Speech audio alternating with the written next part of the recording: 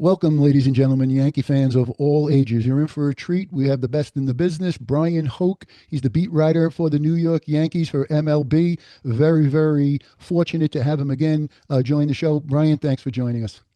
Anytime, Mike. No, I enjoy it. Always a good conversation with you guys. Get some good questions, some good topics. I just wish the Yankees gave us more to talk about here this offseason. It's been pretty slow.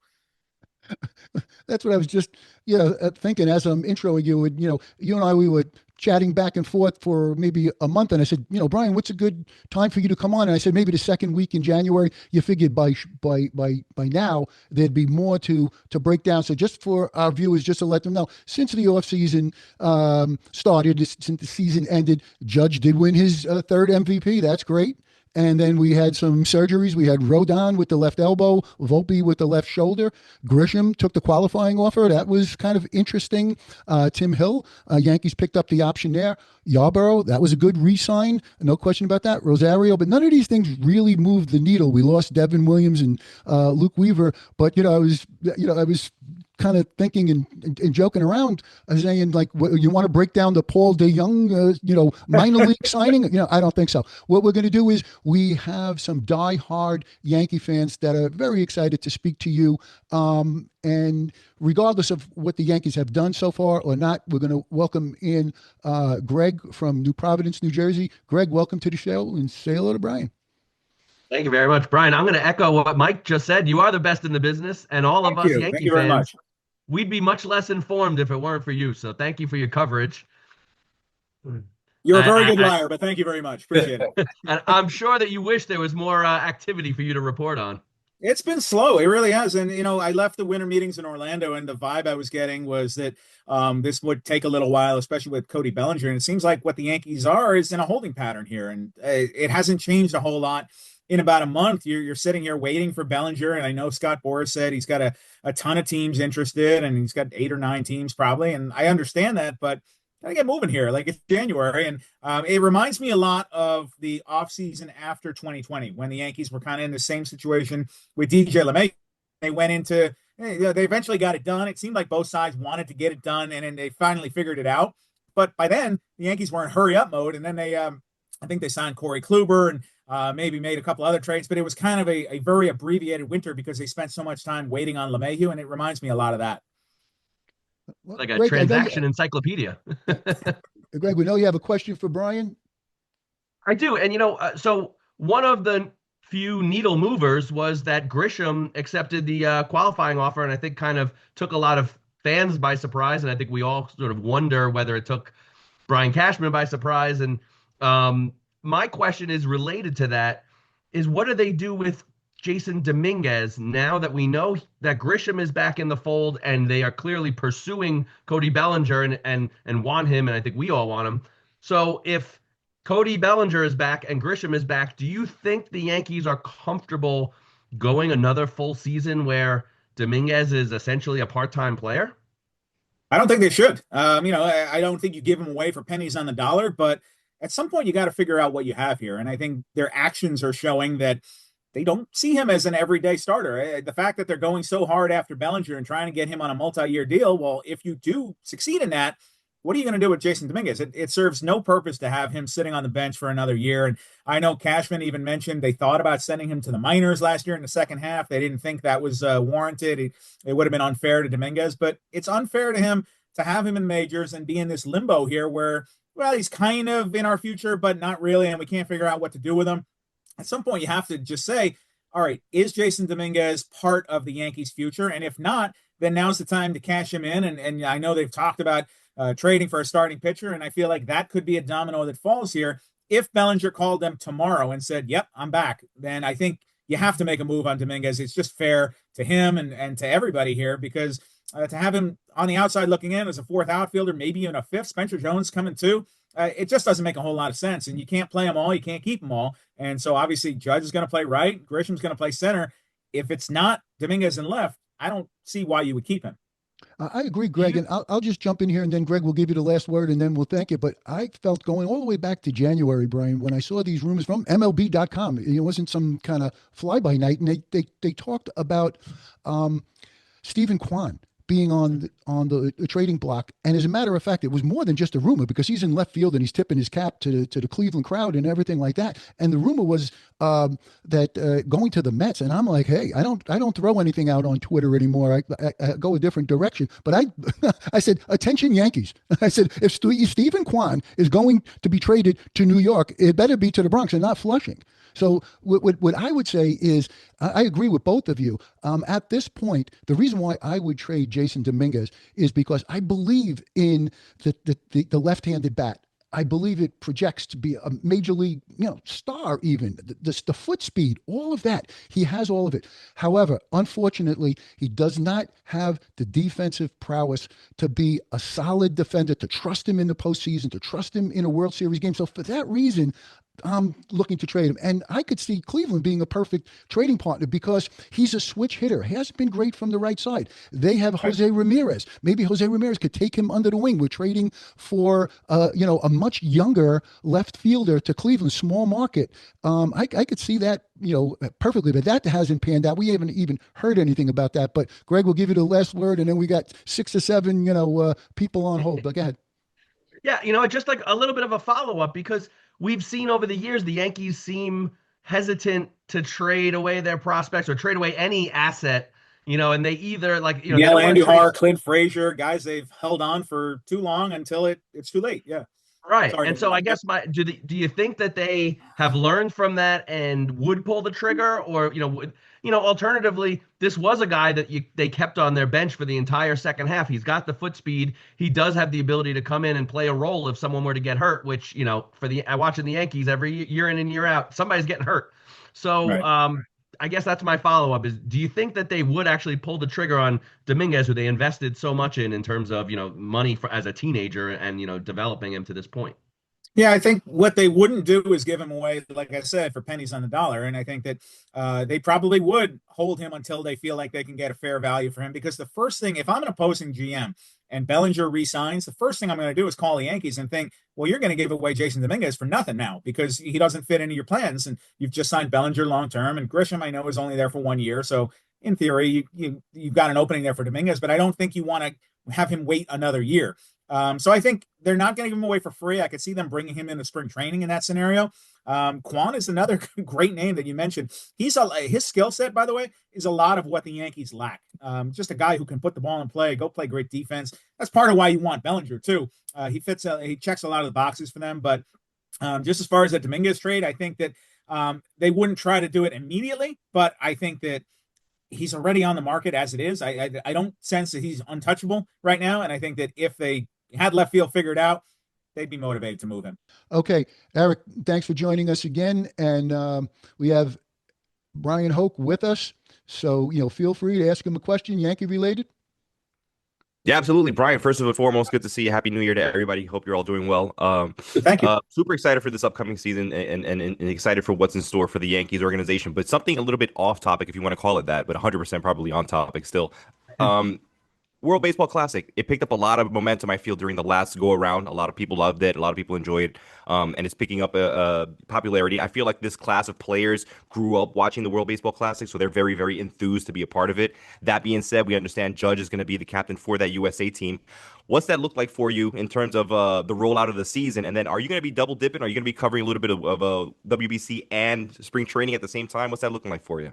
I asked the second part first. Watching that Classic last year, that showdown between Ohtani and Trout, that was awesome, and I was so jealous to be not part of it. Like I was in Yankee camp, and I'm looking around, and I'm just like, this is boring compared to that. I want to be there. Like that's where the story is. So I think that a lot of players felt the same way watching that. They said, this is really cool. Like I want to be part of that energy. The ballparks are alive.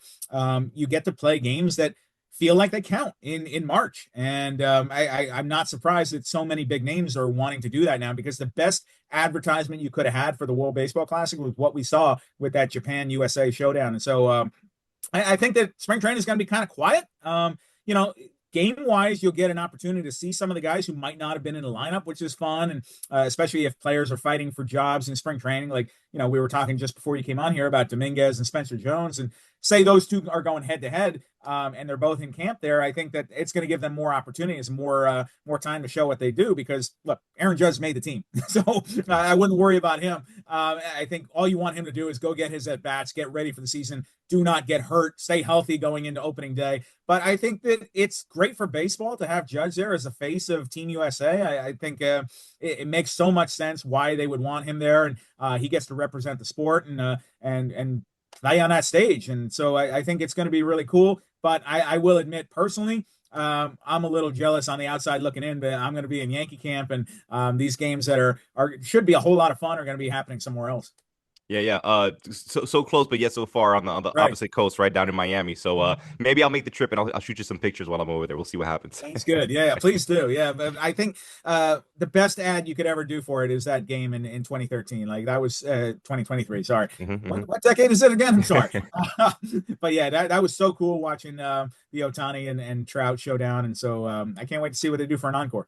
Yeah, I agree. I think the like you said, the matchup, right? Games that feel like they count in March, and just being able to have that friendly like competition on another stage, on another scale, right outside of the MLB bubble, if you want to call it that, is going to be really special. And like you said, ending things off on the note that we did with the whole Trout and Ohtani thing, and now coming into this new one now with Judge being the captain, maybe Ohtani's the captain for Japan. Who knows? I don't know if that's been announced yet or not. But it's going to be fun to see all these big guys and these great teams. There's going to be great teams top to bottom go head to head.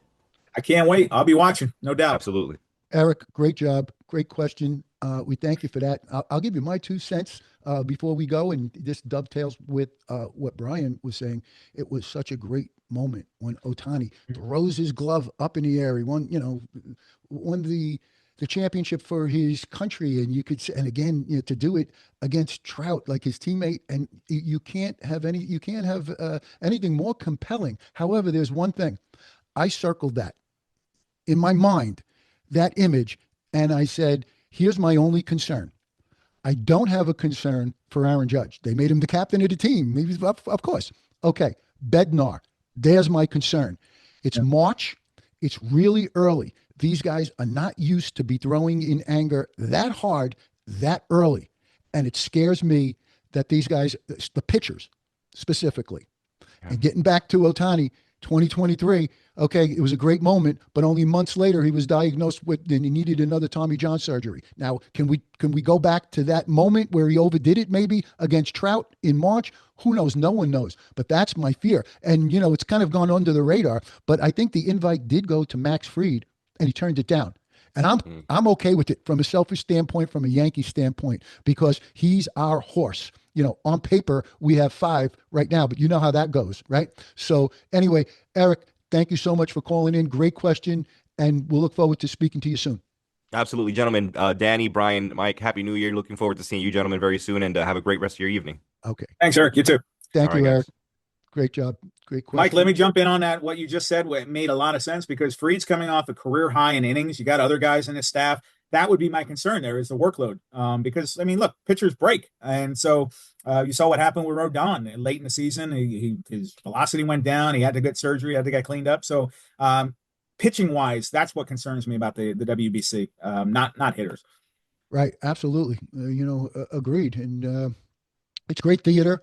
No problem with Judge, but just as we said. So we have another caller looking forward to speaking to you, and looking forward to speaking to him. So Marco in New York, thank you for calling in. Bryan, how are you, Mr. Pinto? How's everything? Good, Marco. How you doing? How are you, Mr. Hoch? Good. How are you? Very Nice good. outfit. Very good. I appreciate you guys taking the call. I love what you guys are doing with the show tonight. It's a great thing. But to dive right in, Mr. Hoch, I saw your Twitter and I saw your selections for the Hall of Fame ballot. Here we go. I found it very interesting. I thought it was a great selections. My question was, with such an elite group of players to choose from, and only being able to choose 10, was there like 1 or 2 guys that you didn't put on that you thought maybe you should have, or what was the decision making behind that? Yeah, I didn't go in thinking I was going to pick 10. I didn't think I necessarily had to pick 10. So I what I want to do was pick the best players and guys who I thought were deserving. And, for years I've been thinking about Barry Bonds and Roger Clemens. And I've always said that I would have voted for them if I had the vote. So that kind of made my decision easier with A-Rod and Manny Right. Ramirez. I didn't have to think too much about those guys because it is what it is. I would say ones that I really look closely at, Bobby Abreu. I covered Bobby for 2.5 years. I thought he was good, not great. Right. And then you look at his numbers and how he stacks up, and it's kind of like, did we not appreciate him enough in real time? Was he a better Right. player statistically than I think we gave him credit for? And so my vote there is let's keep the conversation going. Let's continue. I don't think Bobby Abreu is getting in this year or Right. next, but let's just keep it going. And with the starting pitchers, I knew I was going to vote for Andy Pettitte because for a lot of reasons, but I think that with CC getting in on the first ballot, you compare CC to Pettitte, they're very comparable. And I think that really helps Pettitte's case there. Even if Pettitte had never pitched a single postseason game, it's comparable. And then you throw in what Andy did in the playoffs, and it's just that puts him over for me. And then, people are going to talk about the HGH thing, and I already answered what I said with that. And I think that the guys who were kind of on the bubble for me, once I got down to the end, it was like, I want to talk more about the starting pitchers because the Justin Verlanders, the Max Scherzers of the world, those are an endangered species at this point. And so that's why I voted for guys like Felix Hernandez and Mark Burley and Cole Hamels. I think that the way we're going to look at starting pitchers now, nobody is expecting these guys to go 8-9 innings. Those guys are gone now. And so I feel like the bar is lowering. We're not expecting starters to do that anymore. And look at how the Yankees are treating Max Fried, and then look what Garrett Cole and I mean, these guys are going 6 and 7, but they're not going 9 all the time. And so I think to judge them against a Tom Seaver, it just doesn't make sense anymore. And so I think that the same way we're talking about Manny and A-Rod, it's part of the era of the game, and I think these guys all represent different times in baseball where I don't compare Bobby Abreu to Mickey Mantle. There's no comparison there. I just think that Abreu was above average in the time that he played. And so it's kind of like I want to continue looking at that case and making that. And so to answer your question, guys who are close, and I just couldn't quite get there, Dustin Pedroia, David Wright, they were great. And then injuries cut them short. And so I couldn't quite get there. I didn't rule them out completely, but I just thought that the starting pitching argument was more compelling there. Yeah, no, that's great. I like that because it is like starting pitching starting to become like dinosaurs. Like you're not seeing those guys anymore, like Felix Hernandez or Verlander or like the guys that you mentioned. And no, that's cool. I was just curious about your decision making behind all of that because it is such an honor to be able to cast that vote. And it was very interesting to me. Thank you. Yeah, no, I spent a lot of time on it, and I probably for a long time I had 7 guys on my ballot, and I was like, am I going to send it in with 7? Then I kind of did a little more research, and I think one of the guys that I didn't appreciate enough in real time was Mark Burley, maybe because he pitched in the AL Central and he didn't pitch for great teams a lot of the time, but and I think you can make the case he compiled a lot, but he took the ball 30 plus starts every year, was a winning pitcher, and so I was like, all right, I can make a case here. Like I said, I don't think they're getting in. I think you're probably going to see Carlos Beltran. You could see Andrew Jones. I think you will. I know Chase Utley is polling well so far. I'd be surprised if he gets in on this ballot, but I just wanted to vote for the guys who I thought were the best in their time period. No, that's great. Very interesting. Thank you. Marco, you got a very thorough answer there. Very it was amazing. We wouldn't spend. I gave it a lot of thought, man. Like I spent a lot of days. My wife was like, "Just send the damn thing," and I'm like, "I'm not ready. I'm not ready. I need to." I think I sent it on New Year's Eve. Finally, I was like, "All right, it's got to go." Like, that's amazing. That's great. Marco, thanks for calling in. We're going to have you back real soon. We know you're a diehard Yankee fan, and we look forward to speaking to you again. Thank you so much, guys. It was an honor. Thanks, Marco. Pleasure. We're going to go down to Arkansas, and we're going to welcome in TJ. And TJ, thanks for joining us tonight. Hey, thanks for having me again, Mike. My pleasure. Bryan, just to give you a little bit of an overview with TJ, he was born upstate New York. He comes from a family, very athletic family. His mom's maiden name was Seager. Okay. He's related to Corey Seager. No kidding. Yeah. Right? Yankees could use a guy like that. There you go. Bryan, you want to start some rumors? Maybe we can. I've gotten a lot of emails about Corey Seager this offseason already, so can't surprise me. Okay, so he's related. TJ, I know TJ for a lot of years. He's a diehard Yankee fan. Okay, he is an excellent ball player himself. He went to Arkansas State, was a standout catcher, excellent defensively, and he stated you've lived in Arkansas, since, right? Since you graduated from college, TJ? Yep, since '86. Yep. He's got a beautiful family. All of his children, his sons, I mean, they're all, players and coaches and, youth athletics. And his wife is, just such a beautiful person inside and out. So it's just, it's an absolute pleasure to have him. He calls regularly. He's a diehard Yankee fan. TJ, we have a good opportunity to be speaking to Bryan. So feel free and, ask away. Bryan, I've got a couple of big questions here. Like, with what we haven't done or what we have done, I mean, what are the Yankees' intentions on improving the team?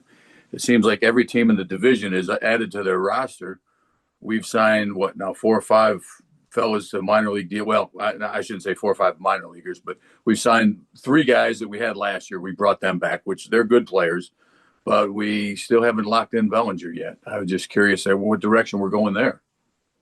I think they're in a waiting pattern, wait and see. And I said before you got on the call, this reminds me a lot of that 2020 to 21 offseason where they waited on DJ LeMahieu, and it seemed like they wanted him back, and LeMahieu wanted to come back, and it just took forever. And they're kind of in that same boat again. I feel like part of it is the Scott Boras effect here, where I think he's playing all these different teams off each other. And Bellinger apparently has a second offer on the table from the Yankees. So he knows they want him back. And I think now it's just haggling about the years and the dollar figure. But you're right in that it feels like they've done very little other than bringing back the same team, which was not good enough last year. So if I'm a fan sitting at home, it's kind of hard to get excited and say, all right, we'll get back in there and the outcome will be different, because truth be told, Blue Jays had their number last year, all year long. And that continued into the postseason. You have to prove to me you can beat Toronto. Baltimore is getting better.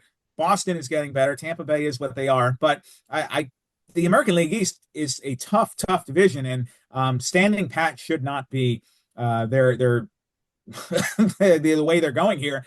So I'm looking for this to be a noisy January, coming off what has been a very, very quiet offseason thus far. And I expect they'll probably trade for a starting pitcher at some point. But I think that the first domino that needs to fall here is they have to figure out if Bellinger's coming back, and what does that mean? If he is coming back, do you then trade Jason Dominguez? But until then, we're all just stuck here waiting in a holding pattern. Yeah, I was just curious. I mean, we got Spencer Jones and we got Dominguez, and they're top prospects. But last year I kind of think we kind of wasted Dominguez a little bit there at the end. I don't know what direction we're going. That's where I'm just kind of puzzled with. I hear you, and you're not alone. Trust me. And that the idea that we don't know yet if Dominguez is part of their future, if they legitimately see that, or if he's just a guy who's in the lineup and taking up space. Because you're right, they didn't play him down the second half last year. He got 1 at bat in the 9th inning of the postseason, and that was it. And then now you're talking about, well, on paper he's your starting left fielder. It's like, well, you haven't shown him that you have any confidence in him yet to this point. And the only way he's ever going to get better in terms of defense and in terms of hitting against left-handed pitching is he's got to go do it. So you have to give him an opportunity to be in the lineup and find out what you have. Otherwise, trade him, because you're not doing anybody any favors by having him on the bench and just watching these games. Yeah, we just keep these guys around, and we just, we don't let them develop. I got one more question, if you don't mind. I like to know, are we looking at all at JT Realmuto for possible as a catcher for as a free agent?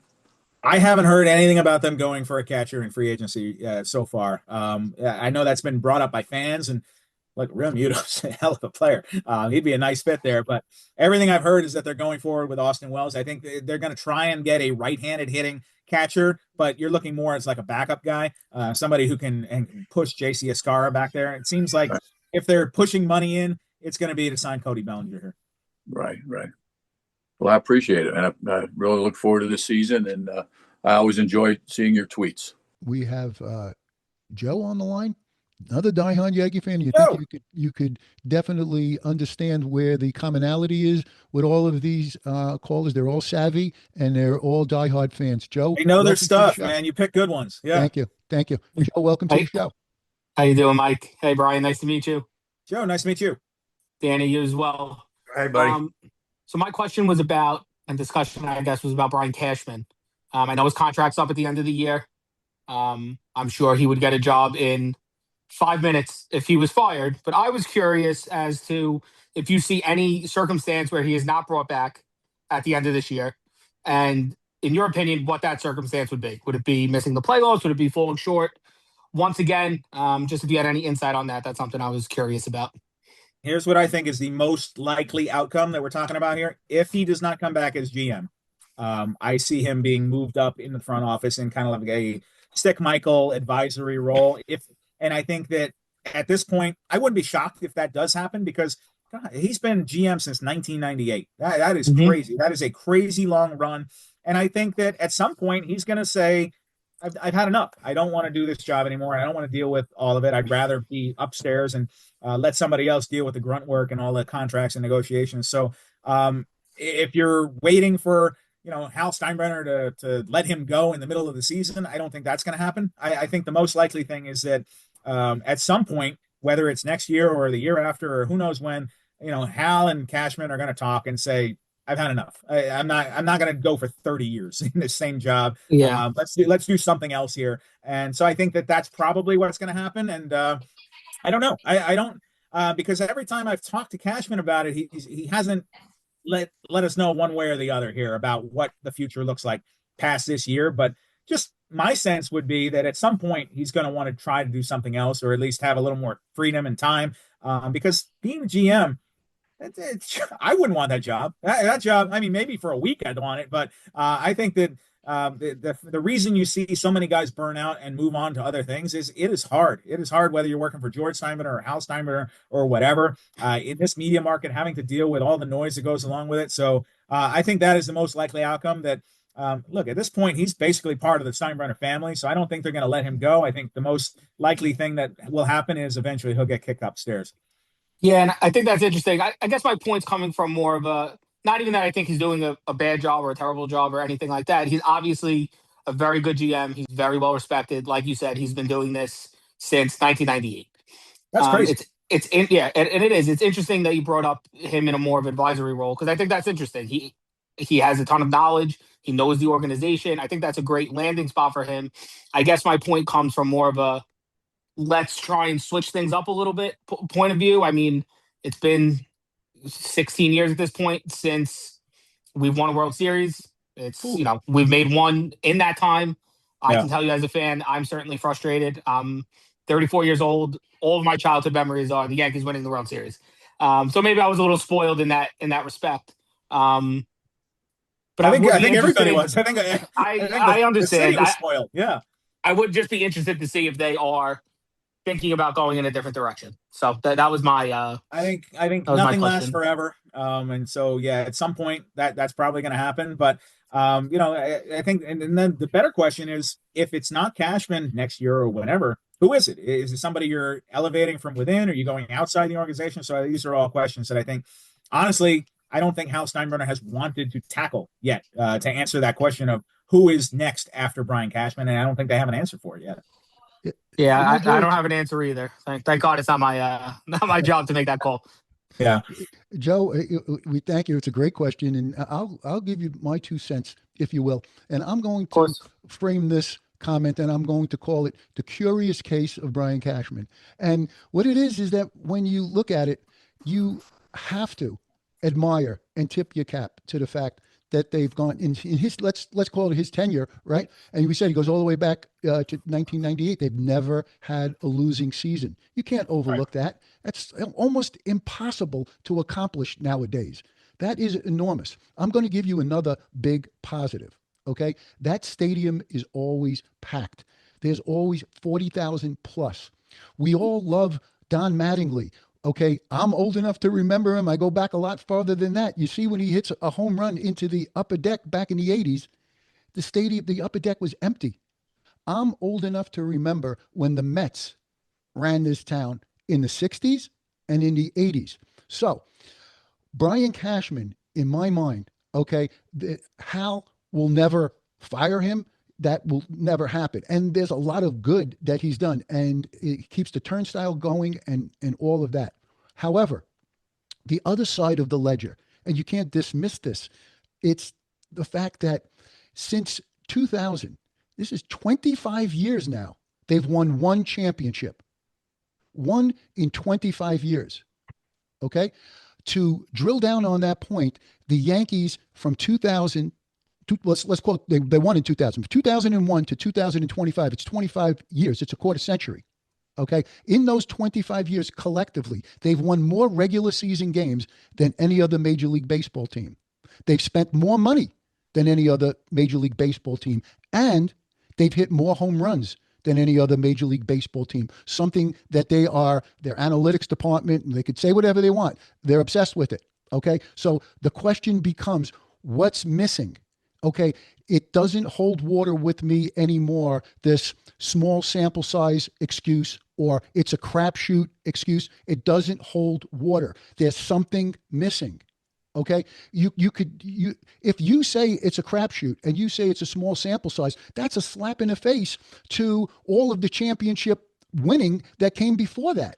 Okay. So like when Lou Gehrig said, today I consider myself the luckiest man. Were the Yankees the luckiest team on the face of the earth to accumulate these 27 championships? That was luck, but this is a crapshoot. No, it doesn't work that way. From 96 to 2000, they were a dynasty. They won 14 World Series games in a row.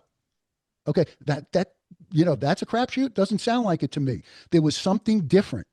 Okay. And Brian Cashman inherited what I call the core four and a whole lot more, because it was not only the core four, it was Bernie Williams and it was Paul O'Neill. Okay. And it was Tino Martinez and the bridge to Mariano Rivera. But even more than that, he inherited the guys in the dugout. He inherited Joe Torre. He inherited Don Zimmer. Okay. He inherited a Hall of Fame pitching coach. No one does that. No one inherits something like that. He inherited the dynasty and he gets an assist for what he did. But it's fascinating. There's something missing. Okay. There's something missing. And, I believe that I would be able to tell them what's missing. Okay. And the funny thing is that it's a vision. Okay, that's something that has to be put together completely. All of the parts, everybody has good intentions. They're all very successful. Michael Fishman, all of them, they all have benefits, but there has to be somebody to put all of this together.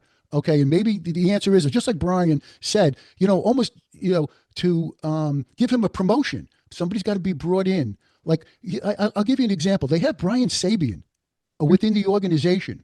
He was one of the architects, Joe. He was one of the architects of that dynasty from 96 to 2000. Okay. Yeah. He was player procurement. Okay. Mm-hmm. They had Gene Michael, the GM. He was the visionary. You had Buck Showalter in the dugout. They have Sabian. Do you ever hear his name? Do you ever hear input? I don't feel that way. Okay. What's missing? I don't either. Right. Go look. It's not that hard. When you look at the Toronto Blue Jays this year, okay, they looked different offensively. What was it? They were number one in batting average. They were the hardest team to strike out in the major leagues. Where did the Yankees rank? 28th. Not good enough. Not good enough. And that's the difference. It's pitching. It comes down to pitching, but you need the offense to be constructed correctly. And those little missing elements that drive I'm looking at you, Joe, and I'm looking at your face, and there's a lot of diehard Yankee fans that we're all in the same boat. So everybody just sit tight for 1 minute.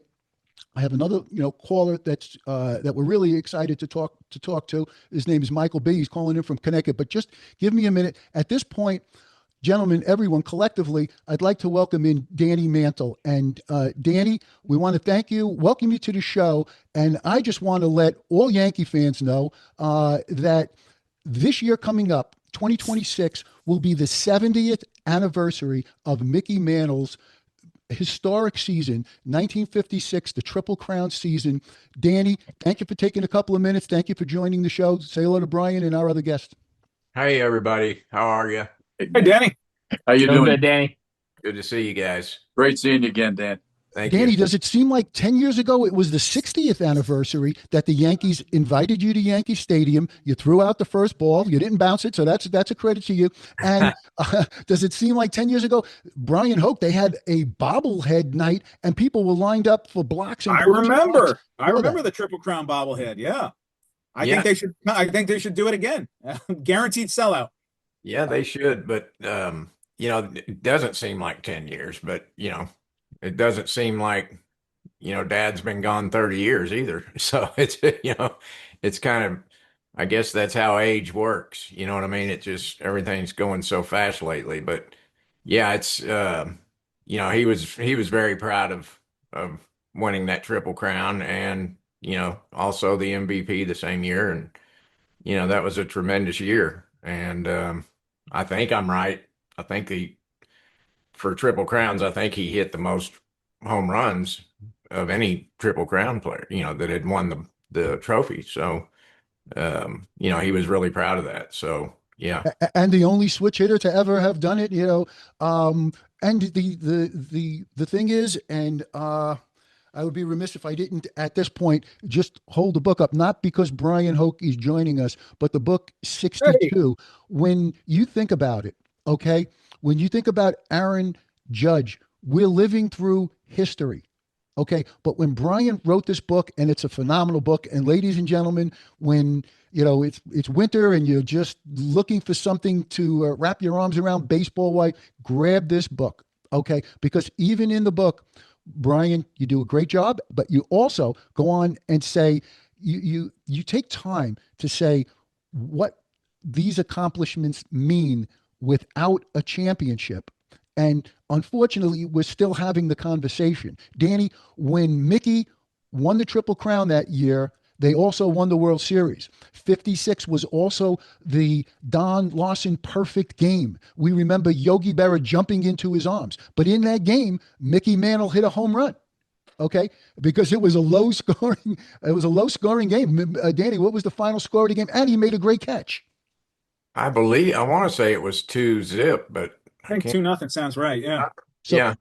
Because Dad hit the home run, and then I think somebody hit someone in. So, gentlemen, if you will, just everyone sit tight, and we have one more caller, and it's Michael B from Connecticut. Michael, thank you so much for calling in, and please say hello to Bryan and also Danny. Yeah, no, thank you very much for having me. Can you hear me well? Yes. Am I good on here? How are you? How are you, Mike? Very well, Bryan. Nice to be on here. Danny as well. It's a pleasure and an honor. And Mike, very nice to be on here for the first time, and looking forward to the discussion, definitely. Yes. Mike, give us a question, comment, Yankee related, and we'll take it from there. Yeah, I think when we were talking this weekend, Mike, and almost the way that you led into me coming on here when you were talking about the offensive construction, and it's almost the style of baseball that seems to be prohibiting them from getting anywhere. And obviously they made the World Series against the Dodgers, but really looking back on the last 15 years, what is prohibiting them from getting through? And the teams that they play in the postseason, and I'm just thinking about the Astros, the Rays, these scrappy teams, the guys that swing the bat, they don't strike out, they get on base. And I think we were talking a little bit on text message, Mike, about that. And it's the whole philosophy of construction of the lineup. And I feel like, that could lead when we have our times of success, when we bring up a rookie or two. And we were talking 2018 when Gleyber Torres and Miguel Andujar came up. And it's this spark, and it's the fans, the city, everybody's excited. They throw together win streaks. These guys are getting on base. They're making things happen. And I feel like that's, just to lead into what you were talking before, it's the strikeouts or home run, everything or nothing type mentality that seems to be prohibiting them from getting past things. And so I just wanted to talk maybe what is the spark this year in 26 that's going to change things? And obviously the main topic being Spencer Jones or Dominguez getting more full-time. And Bryan, I was reading your article the other day, obviously on how Spencer's moving along and how we're looking at this spring being huge. And, when we face teams, how many times are guys making debuts or rookies are coming up and we're facing these opponents and they're stringing things together. They're putting runs together. They're running, they're stealing bases, and they're making our defense on their toes. And so I just wanted to open it up in that regard and say what is going to change. And maybe you guys were talking about this before I jumped on, but, to change that lineup, is it a bigger mentality, Cashman Boone, or is it just simply how they're being coached in the lineup construction? And do we limit, by platooning back and forth and having different lineups every day? Is that prohibiting it? There's something missing, kind of like you were saying, Mike. And so I wanted to open it up to the young guys, the spark that we need, and almost a different style of baseball. And maybe that's what's going to pan into different success. Yeah, you brought up something interesting there that I want to talk a little bit about, because I feel like organizationally, there is so much emphasis, and this goes all the way down to the low minor leagues, where they're really just focused on exit velocity, launch angle, hit the ball as far as you can, as hard as you can, as many times as you can. And that's great. That helps you win games in the regular season. But like Mike was saying earlier, when you get into the postseason and you're going up against elite pitching and teams that play defense and run the bases smart, they come up short. And I think we all saw that in 24. I remember they beat Cleveland, they beat Kansas City, and then they were going to the World Series. And I was doing a thing for Apple, I think, and they were asking me, well, what do you think about the Yankees here going into the World Series against the Dodgers? And I said something along the lines of, if they play the way they did against Kansas City and Cleveland, they will not win this World Series because they'll beat themselves. They don't play good defense. They don't run the bases smart, and you cannot give extra outs or make extra outs to a team like the Dodgers. And then go back and look at the fifth inning, of course, of Game 5, and that's all you need to see there is that that's what happens. That's what happens when you give a good team extra outs. And so, but I think that when Mike talked about going all the way back to 2001, and fine, they have a couple pennants in there, and you win the World Series in 09, but so many times they came up short. What is the common thread? And the common thread is they got shut down by elite starting pitching. And that's what's going to happen. You're not going to put up 8-10 runs against great pitching. And so I think that when you look at the Blue Jays, for example, from last year, I got to cover the Blue Jays in the postseason. I continued on with them to the ALCS, and it was just kind of stark when I watched them compare them to the Yankees. I said, this team puts the ball in play. They don't strike out. They know how to run the bases smart. They obviously took the series to the limit against the Dodgers. If Isaiah Kiner-Falefa takes a little bit longer of a lead, they might be World Series champions right now. And so I think that there's just a huge difference between a team that plays fundamentally strong and what the Yankees are right now. And I know they recognize it. They talk about it. They say we're going to get better at base running and they're going to get better at defense. Okay, it's easy to say that here in January. I need to see it on the field. It just seems like an ingrained philosophy that has now gone on. We're talking about decades, maybe, of this style of baseball that hasn't provided success. And so what changes that? Is it players? Is it management? Is it team construction? And clearly that's where we're going to talk, but totally agree. I'm a baseball player. I grew up playing. You got to be scrappy. You got to put the defense on their toes. You got to put the ball in play. But also on the reverse side, I mean, I know Chapman's not on the team anymore, but how many times are we in the postseason? There's a guy leading off first and he's freaking out. He can't even get the ball over home plate. It's the constant feel that the Yankees are on their heels and the other team's on their toes attacking. And that when you get to the postseason and you're facing the Scoobles and the elite pitchers, like you're saying, good luck if you're going 1 for 10 with one solo home run. It's not going to work. And so is that philosophy too ingrained with the current construction of management / coaching or statistical philosophy in everything ingrained? And what is going to change that? And I think, to your point, I think it is on some level, but also you've got different players with different skill sets. I mean, Aaron Judge is a unicorn and he is what he is. I don't think they have a lineup of 9 Jason Giambis, put it that way. I don't see that. And that's part of why you want to bring back a guy like Bellinger, who puts the ball in play, who does so many different things, can play all around the field. If you give me 9 Cody Bellingers, I'll be pretty happy with that. I think that, I think Jazz Chisholm's coming off a 30-30 year, and I know that he's a prime example of what we're talking about here. He's a guy who has so much electricity, but also gets doubled off first base on a pop up to second base. And it's kind of like you just scratch your head and say, do they teach these guys? Like, are they running through these things here? And I know that was a whole thing where Boone was screaming at Travis Chapman, the first base coach there, and it was clear there was a rift in the dugout after that. And Chapman's not back, surprise, surprise. After that, they tried to brush that under the rug, but I think we could all see that somebody was going to take the fall for not just that game in Miami, but so many games like it where they were just making extra outs, running into things. I remember Austin Wells when he got doubled off, one of the most head-scratching plays I've ever seen. And it's kind of like, you're representing, I forget if he was the tying or the winning run in that situation, but like you have to have your head in the game there. And he got doubled off, and it was kind of like, how does that happen? How does your starting catcher not know the game situation? So there are a lot of things like that. Once or twice, fine. Okay, I get it. People have brain farts. But when it's piling up over and over, game after game, month after month, season after season, at some point you have to say, there's a problem here and it needs to be fixed. Well, and it's one thing if you hit 300, but if these guys are hitting 210 and making these mistakes, it's an issue. And there's not. The thing is, if you look around the league, there's not that many 300 hitters. That's why I say Judge is a unicorn with what he does. He does that with power.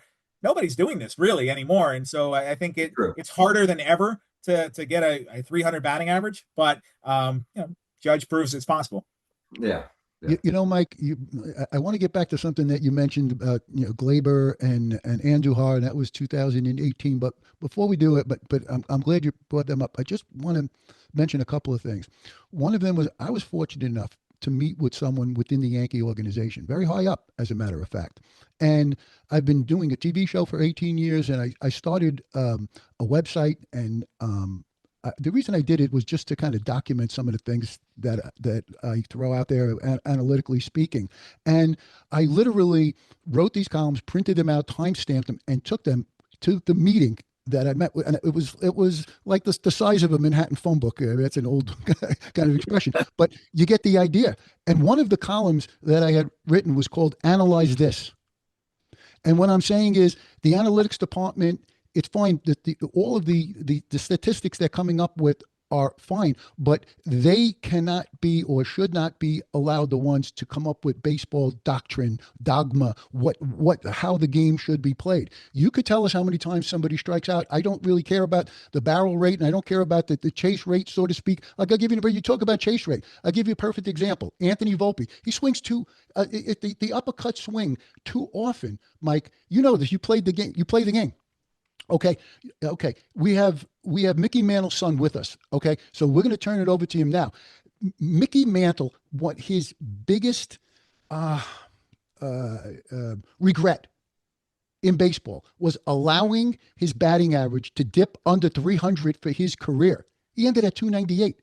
Take a gander at Joe D's batting average, 325. Okay. And then when you look at Babe Ruth and you look at Lou Gehrig, they're 340 and 345. So if Brian Cashman says, we're not the Bronx Bunters, we're the Bronx Bombers, go take a gander at what those guys' batting average was. Okay. And another thing with Mickey, he was always self-deprecating, as great as he was. And he said, I struck out too much and everything like that. Mickey Mantle never struck out 150 times. Volpe did in this season. Okay. And,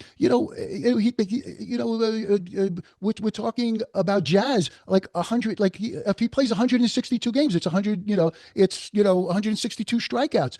Danny, there was like a stigma attached, to the striking out back in the day. Go take a look at Yogi Berra. I think it was 1950, 1951. I think he struck out 12 times. Okay. Danny? That's amazing. I used to kind of make the joke that Dad was glad when Reggie came to the Yankees because someone took over the strikeout, his record for strikeouts. But yeah, that was something that weighed heavy on him. But, he also said, they had always told him, you're here for power, and, power hitters are going to strike out, and that's a lot of what Dad did. But, the thing is, I've never seen anyone drag bunt, since Dad, really. Or like that anyway. And I don't see any bunting anymore or anything. So, it's a total different game now. And, Dad, the going under 300, he talked about that more than anything. And, he held on probably 2 years too long. And, because Willie's average is 302. So, they're not that far off. So, but yeah, that really hurt him going under 300 like that. And he wished he had probably stopped a couple of years before that. So. Mike, and again, to dovetail and to kind of bolster what Danny's saying. Look at Don Mattingly. Okay, so now he's going to be with the Philadelphia Phillies, and before that he was with the Toronto Blue Jays. And when he's with the Toronto Blue Jays, the bleacher creatures, Donnie baseball. Why the hell is he not in our dugout? Why are some of these guys from the dynasty years not in our dugout? It's because upper management they do not agree with what we're saying. Okay, they do not agree with what we're saying. Like, they do not want Donnie Baseball, who's going to preach line drives, hard ground balls, like things of that nature. They don't want to hear. They want to hear launch angle, etc. Getting back to Volpe, I had the privilege to interview his high school coach only days after he was drafted, and I looked at some high school footage of him, Mike, and I said, boy, this guy looks like Bregman. And Bryan, look, I'll speak to you too, because I know you're hitterish. I've seen you hit. Okay, so the thing is that when I said I think he emulates Bregman, And I said, could you ask Anthony Volpe that question?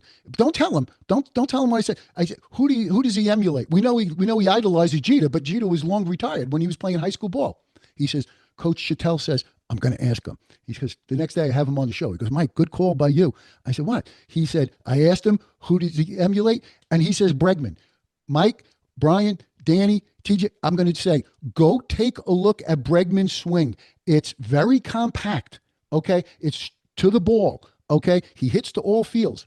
All right. When you look at Volpe, he's opening up. His head is pulling off. When you hear Don Mattingly talk, okay, it's keep your head down, like through the ball, and you're seeing the ball. Don't look at it because your head's going to pull off, your shoulders are going to pull off. It's a science, but it's something. Go look at Paul O'Neill when he was playing right field, and he's making believe he's swinging the bat. It's a downward swing. Go look at Jeter.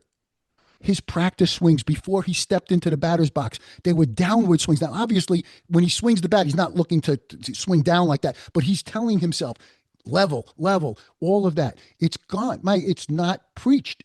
That's what's missing. Okay. Because it's not being, that's not what's being, preached by the analytics department. And therefore it's going to trickle down. Mike? But it's almost been deconstructed. Volpe was, I believe, hitting close to 300 when he was playing in the minors.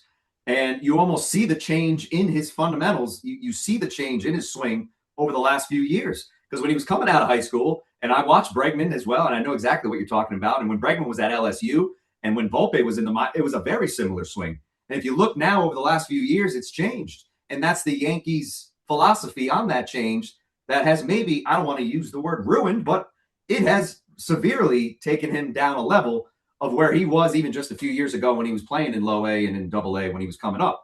It's a different swing. And now we know the Yankees on the pitching side can work wonders, but the offensive side seems to be the opposite a little bit. And Volpe is a prime example. Well, and we'll let Bryan, comment on this, but I want to get back now to what you were saying and the two players that you brought up. You brought up Andujar and you brought up Gleyber Torres.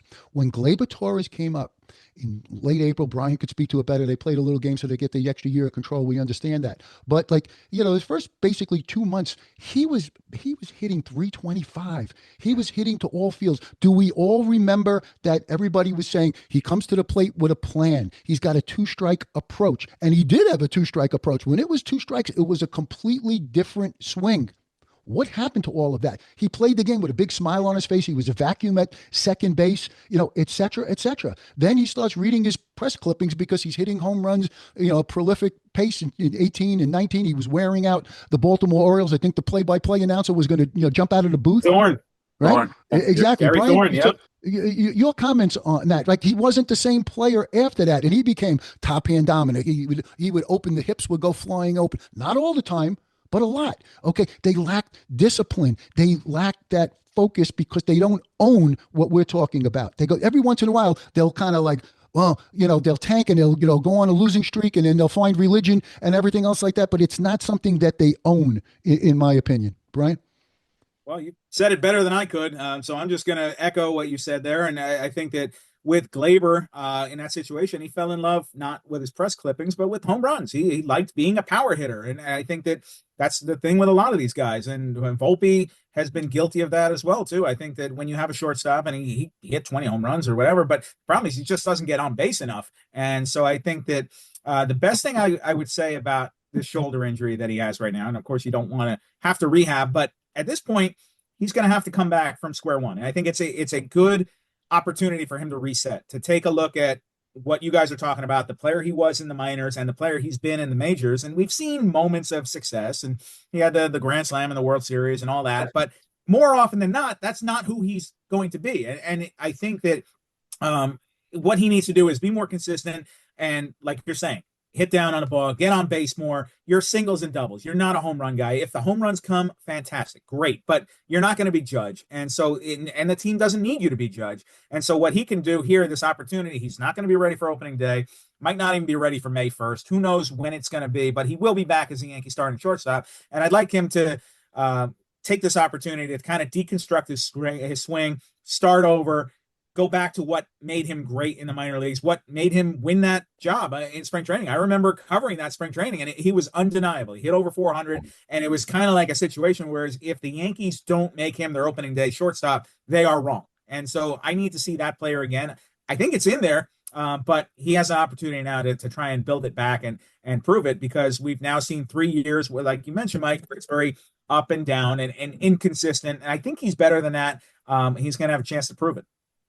And to the point, then we'll go back to Danny for a minute and want to tie it into the book 62. But when you think about Ernie Clement, and when you think about some of these role players with the Toronto Blue Jays, Volpe and Jazz, really, they just, you can't overstate how important they should have been as role players and as capable as they were, but not, again, when I say that they don't do things consistently. Do we all remember when Jazz came back after he pulled his oblique because he's trying to swing too hard? Okay. All right. So he went 30-30, but the best, ability is availability, and he's not available. Right. And he comes back and he says, you know what? He says, coach said something like, 70% is better. 70%. But did you stick with that, Jazz? Not really. Didn't seem like it at the end when he was swinging out as trying to get to 30 home runs.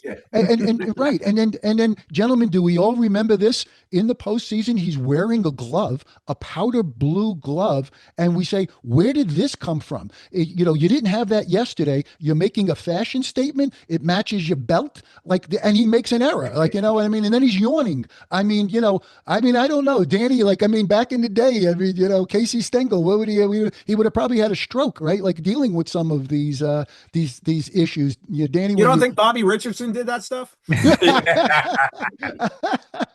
I was getting ready to say, you may not want to ask me that. I mean, because I think, Dad and Whitey and them had been kind of known to kind of lay on each other in the dugout every once in a while. But no, like we said, that the game's different. But Chaz, he's got the speed, man. He's got a lot of speed, and I think he's great for the team. But I also think that back when Dad played, I really would like to have known what he could have done had he not got hurt. His first 3 months. So he played the rest of his 18 years on really one not even great leg, but so he I would really have liked to have known that, but and the 30-30 deals and all that, they didn't even,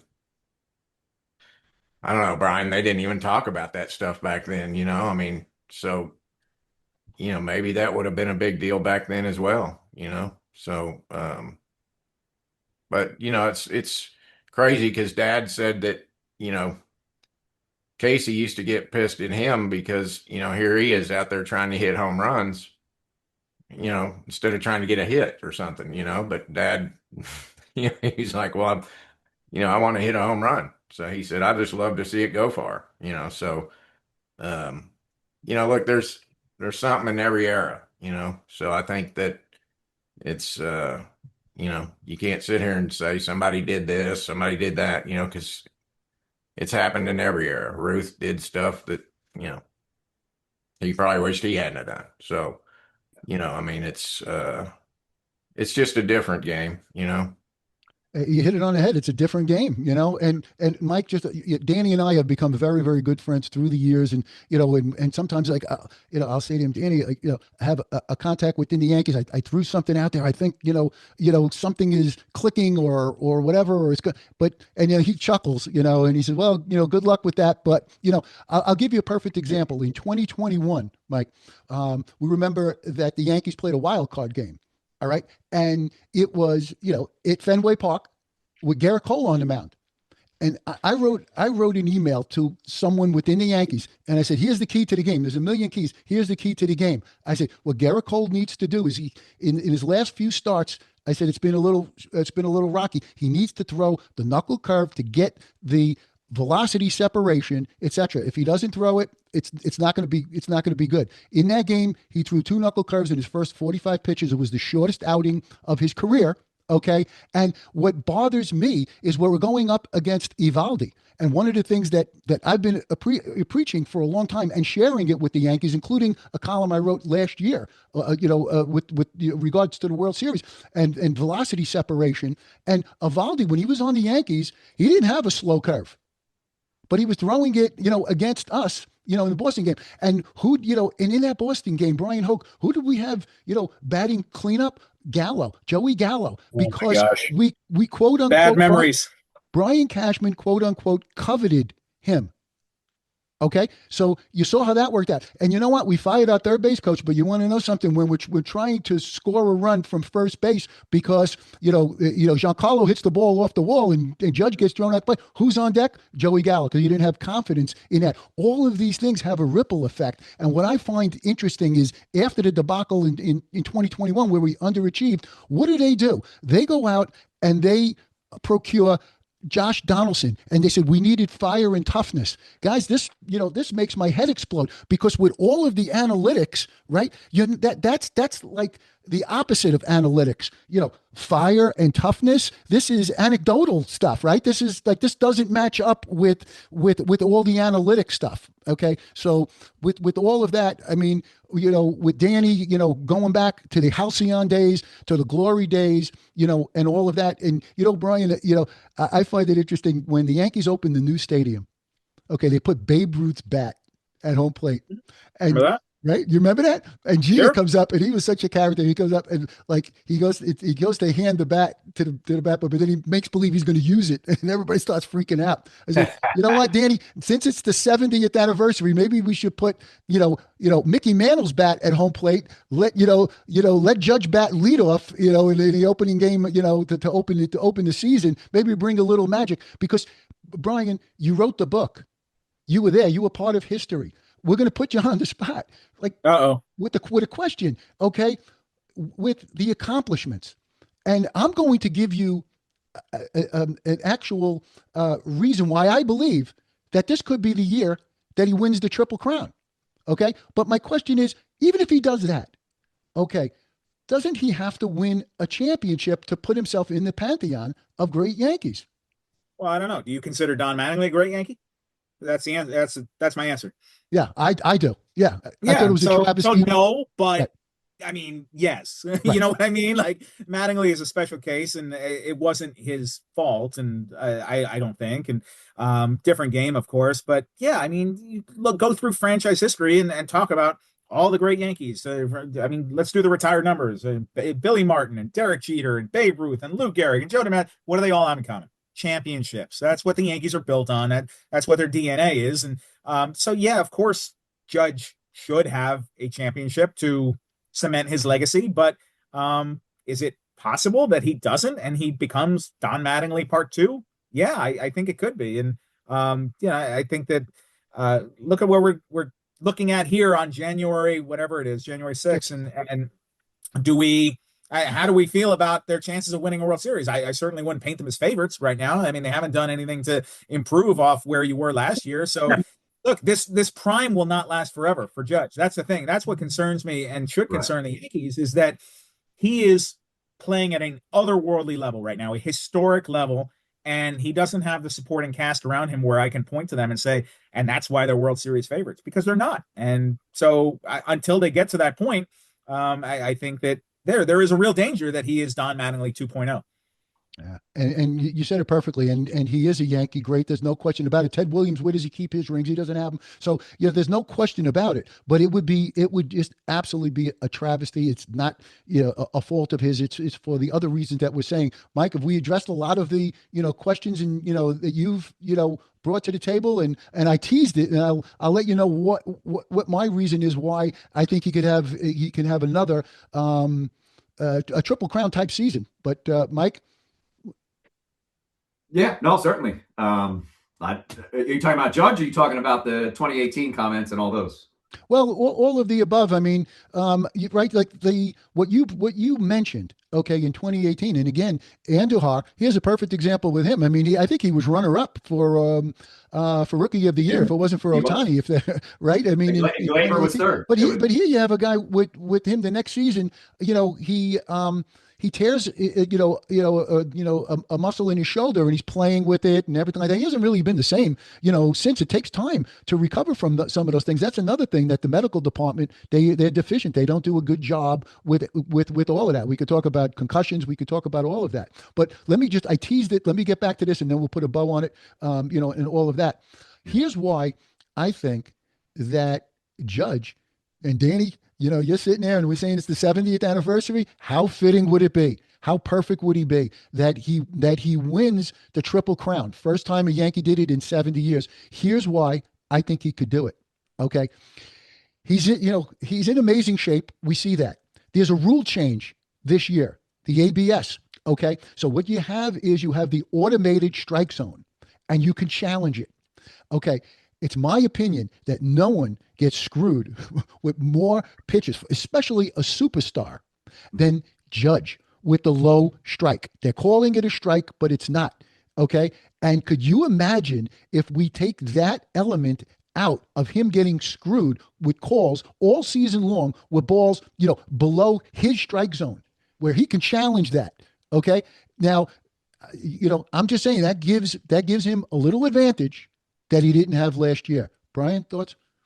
I think it will absolutely help him. I'm curious to see how they ration that out, and if there's certain ways that the guys are we should challenge it in this situation, not that, and how they split that up. But you're right in that Judge has gotten aired out so many times because of pitches low in the zone that I think it will benefit him, and he would have been right there in the mix. If Cal Raleigh of Seattle didn't have a historic year for a catcher last year and hit 60 home runs, we might have been talking about a Judge Triple Crown. And so do I think Raleigh's going to repeat that? Probably not. And so, yeah, I would think Judge, if he's healthy, he's going to be right there for a Triple Crown. And he'll be right in that conversation because, history shows that he's that kind of player. And so, you give him a few more hits or maybe keeping a bat going where he winds up getting a hit or a home run and otherwise would have been rung up on a third strike, then sure, that should help his numbers. I could definitely see that happening.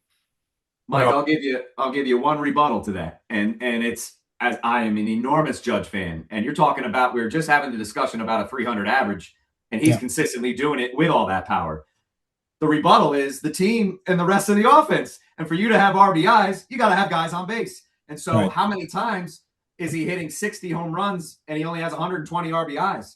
And sure. I'm a math guy. I'm in ratio. A 2-to-1 ratio and RBIs to home runs means there's nobody on when you're hitting them. And that's fair. I'm looking it up right here. He had 53 home runs and 114 RBI this year. So you're not going to win the Triple Crown when the rest of your team hits 190 and you don't have anybody on base. And that comes back to the lineup construction. And if we have a bunch of guys that are on base and there's constantly bunts, sacrifices happening, hit and runs, there's guys stealing bases, the defense is on their toes. Well, maybe Judge is hitting more 2 or 3 run home runs instead of a bunch of solo jobs, like usually is what happens. But I'll rebut this real quick. All right. Even with that, he was only 9 off the lead from Raleigh. And so it's a lot closer. So I think this is kind of a league-wide thing. It may just be that totally. we watch the Yankees so much that we can point to, well, the Yankees don't do this and they don't do that. A lot of these other teams are doing the same exact thing. And so, I think that it's a league-wide thing where offense is just down. It just is. No, you're right. 270 is the new 300. And I think we all have to re-register that a little bit. But that's a good point. The rest of the league, he's only 9 off, hitting 53 and 114. So it's pretty interesting. Well, I've got to say something about Judge. I think everyone here knows that that's my favorite player. But I mean, last year, and I told Mike this several times on the phone, I just said, he looked like he was in such great shape all year. And I don't know, he had a fantastic year, you have to admit. And I mean, look, I think he still has a couple of great ones in him. And I mean, that guy can probably, if anyone can do it, it would be Judge. And that's just me. But I'm just saying that because he's something else, man. I mean, like we've said, nobody else is, I don't know if anybody even talks about average anymore, but I do. And I mean, the dude had what was it, 330 last year? I mean, hell, he just had a great year, but who knows what happens if he wasn't out those 10 other days. Or was it 10 days he was out? Or he missed a week with the elbow, and I'll tell you what, I didn't think I thought that was going to be a lot worse than it was. I was surprised he came back as quickly as he did, and I know he had the DH a lot more than he planned on, but I thought that was going to be really bad. And if that wound up being surgery, I thought the Yankees their season was basically over, and that's how important he is to that team. And Oh, so him being able to avoid surgery and come back, even though he was compromised clearly until September, the throwing was bad. He showed me a lot there because he could have easily been out for a month, and I think nobody could have blamed him for that. He came back in a week. and when I first heard about that injury, I thought, oh shit, I just felt like it was going to be one of those, 2, 3 week deals at least, and that just shows you, what kind of player he is, and that's why I've always said I wish Dad was around to see him play because that would be his man.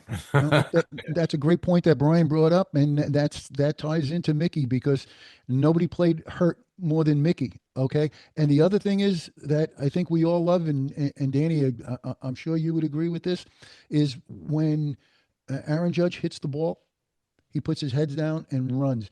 I've never seen him do a bat flip.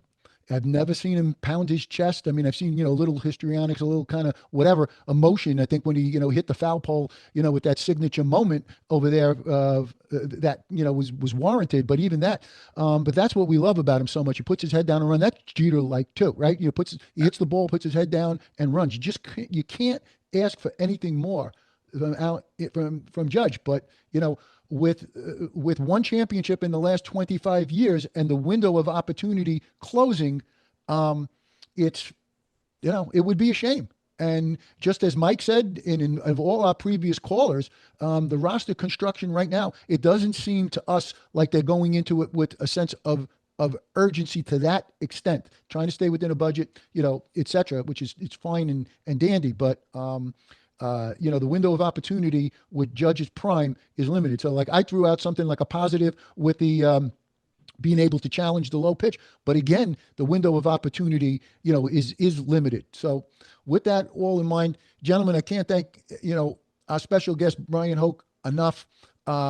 Danny, it's always, we're on a lot together and it's always a joy to be with you. Mike, hopefully you had you enjoyed the call in today. We look forward to having you, back on again. That'd be great. It was a pleasure meeting all of you. Thank you. Thank you. TJ, thank you. Thanks, everybody. Yes, sir, gentlemen. It's always a pleasure. Bryan, we're going to give you the last word. What do you, put a bow on it for us if you can. What we can, expect in the near future from you and from the Yankees. What do you, you want to make a prediction as to what you think I know you're not in the prediction business, but what would you say? Bellinger and then a trade for a second baseman, somebody right-handed, or something less dramatic than that? I don't know about a second baseman. I could see a starting pitcher. I think that if Bellinger resigns, then the next move is probably to trade Jason Dominguez and or Spencer Jones for a starting pitcher. That's what I would say is that at some point, if you're bringing Bellinger back, then he clearly is part of your future and Dominguez is not. And so I think that they would have to make a pivot based on that. Well, address this one, Bryan, because there's one thing about Brian Cashman. He's very well thought out. He said at the winter meetings, he did said we're too left-handed. He repeated it. Mm-hmm. He said it a number of times, and he wasn't talking. I don't think it's Ahmed Rosario. It's a nice pickup, but to bring him back. But I don't think that's what he was talking about. And if he wasn't talking about that, what was he talking about? Well, I mean, obviously you're talking about Jazz Chisholm at second base. You're talking about Ryan McMahon now at third base, who is what we're exactly talking about, a guy who's going to strike out a lot and doesn't put the ball in play all that much. And but great defender and made some great plays in the postseason. And so, and then you're looking at the outfield where Grisham, Bellinger coming back, if he comes back. Dominguez, I really look at him as a left-handed hitter right now because he can't hit that well from the right side of the plate. And so, yeah, they are left-handed. Austin Wells. I mean, just throw all these names in there. Ben Rice. So I'm naming a lot of guys here. They are too left-handed dominant. In an ideal world, would you balance that out? Sure. I think it makes them susceptible if they can fix that. But I also wouldn't guarantee they're going to fix it. So I recognize the problem and coming up with a solution are two different things here. All right. Well, look, I have my phone right here. I have you. I have your alerts anytime you tweet it out. That's what we're looking for. We'll follow you very, very closely. Bryan, thanks. You're the best in the business. Thanks, Mike, TJ, Danny. Always, thank you to you. And we'll talk soon. And thank you very much, gentlemen. Thank you, guys. Thank you, Mike. Thanks for having us. Thank you. We'll Thank you, see. Thank you. Bye-bye. Bye bye.